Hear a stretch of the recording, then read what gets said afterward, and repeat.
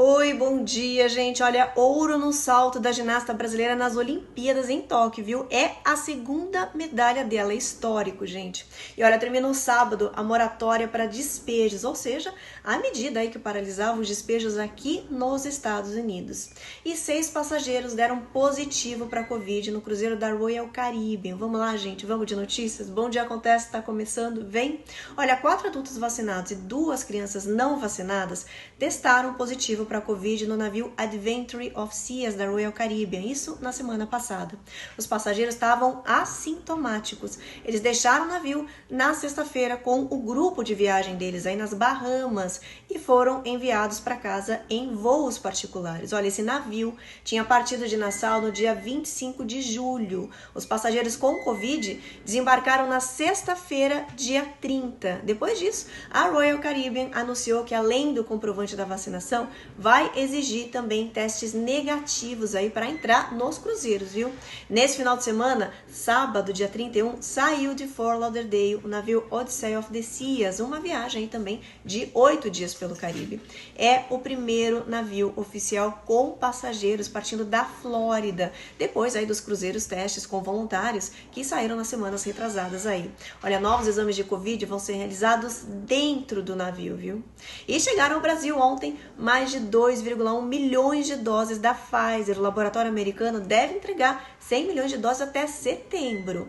Na Europa, na França, milhares de pessoas foram para as ruas para protestar contra o passaporte da Covid ou o passe da vacina, que é um documento que comprova a vacinação. Pois é, o governo da França determinou que só pessoas imunizadas vão poder entrar em museus, em cinemas, bares e até fazer viagens de trens, viu? A medida é para forçar a vacinação, sim. A França é um dos países europeus com a maior resistência às vacinas.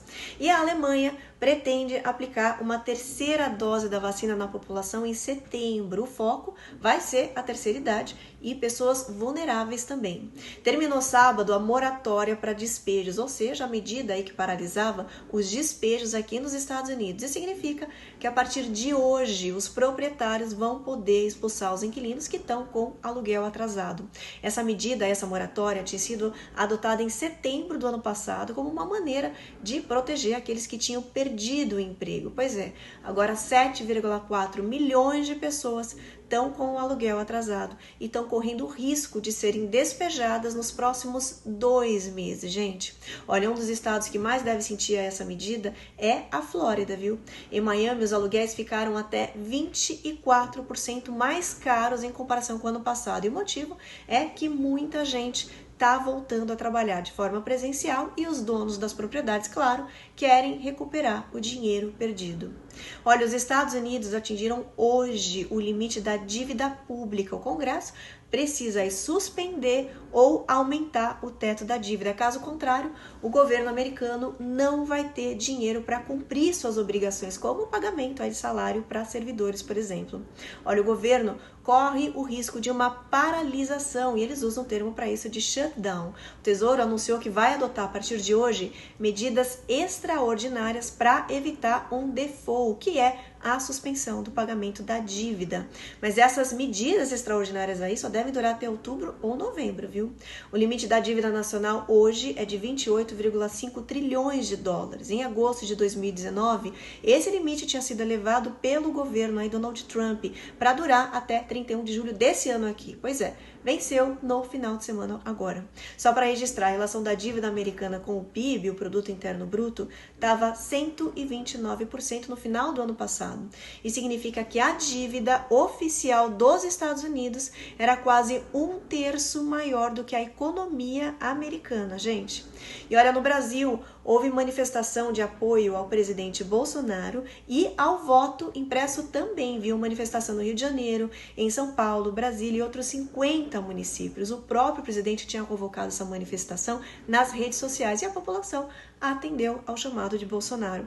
Olha, o voto impresso, que já foi julgado inconstitucional pelo STF, é defendido pelo presidente Bolsonaro. Uma proposta de emenda constitucional, a chamada PEC, ainda vai ser votada na Câmara dos Deputados sobre esse assunto aí, sobre o voto impresso. Vamos acompanhar. E o governo de São Paulo inaugurou no final de semana o Museu da Língua Portuguesa. Olha, os ex-presidentes Fernando Henrique Cardoso e o Michel Temer estavam lá, participaram aí dessa reinauguração, viu?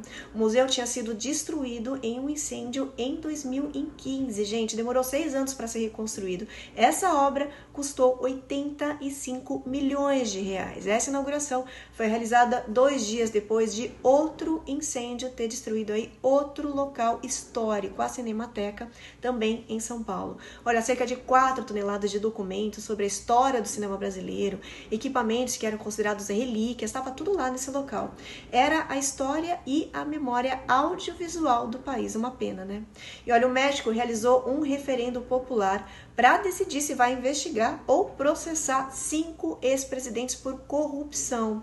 O resultado vai ser anunciado daqui 3 dias. O sim deve ter mais de 90% dos votos, mas o baixo comparecimento nas urnas pode anular esse resultado aí, tirar o caráter legal do referendo. E no Afeganistão, o Talibã bombardeou o aeroporto de Kandahar, que é a segunda maior cidade do país.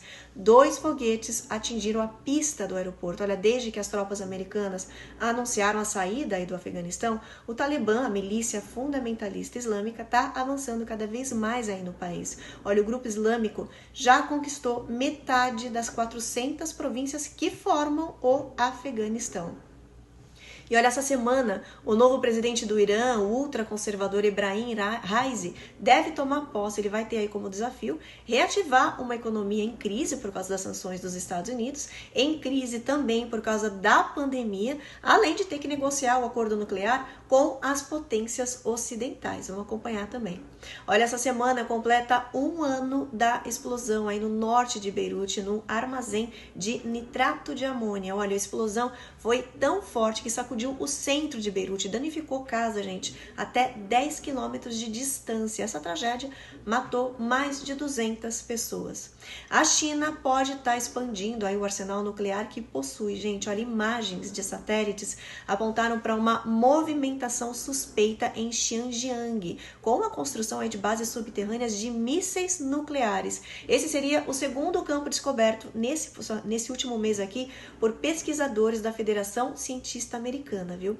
Olha, a ginasta brasileira Rebeca Andrade ganhou ouro ontem no salto sobre cavalo e fez história. Ela já tinha conquistado aí uma prata no individual geral. Com essa vitória de agora, Rebeca é a primeira ginasta brasileira a ganhar não apenas uma medalha, mas 2. Olha, prata e ouro, 2 pódios na mesma Olimpíada. Isso é histórico pro Brasil, viu? E olha, a americana Simone Biles anunciou que vai voltar para a disputa. Depois de desistir aí de 5 finais, ela vai competir amanhã na final da trave. Ela vai ser adversária da brasileira Flávia Saraiva. E Laura Pigossi e Luísa Stefani também fizeram história, gente. Olha, elas são as primeiras brasileiras medalhistas no tênis olímpico. Elas ganharam bronze. O nadador Bruno Fratos também conquistou bronze nos 50 metros livres. Olha, o Brasil está na posição 18 no ranking das medalhas. E uma corredora de Belarus criticou aí o governo do país, foi retirada à força da Vila Olímpica e levada para o aeroporto. Kristina Tsaimanouskaya pediu ajuda à polícia e foi resgatada. A Polônia ofereceu asilo para ela. Ela voltou para a Vila Olímpica. E que tal gamers controlando o tráfego aéreo? Gente, já pensou nisso daí? Olha, essa notícia parece brincadeira, mas não é, viu? Os Estados Unidos estão realmente recrutando jogadores de videogame, gente. Dá para imaginar? Olha, eles querem que eles sejam a próxima geração de controladores de tráfego aéreo. Eles acreditam que as habilidades potencializadas aí dos gamers podem ser muito úteis nos aeroportos com telas, radares e voos.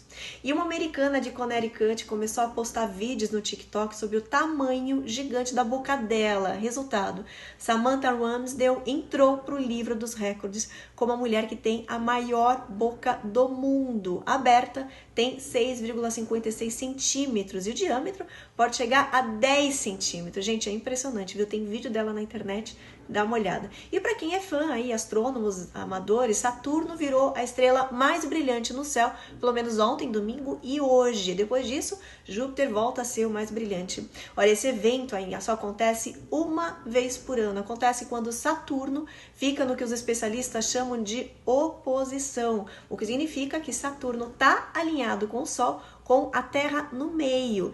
Olha, para ver os anéis de Saturno aí, não dá para ver a olho nu não, viu? Precisa de um telescópio. Aproveita e olha essa noite. Gente, isso daí, siteacontece.com, mais notícias, mais informação. Eu sou Ruth Oliveira Arias, bom dia e até amanhã.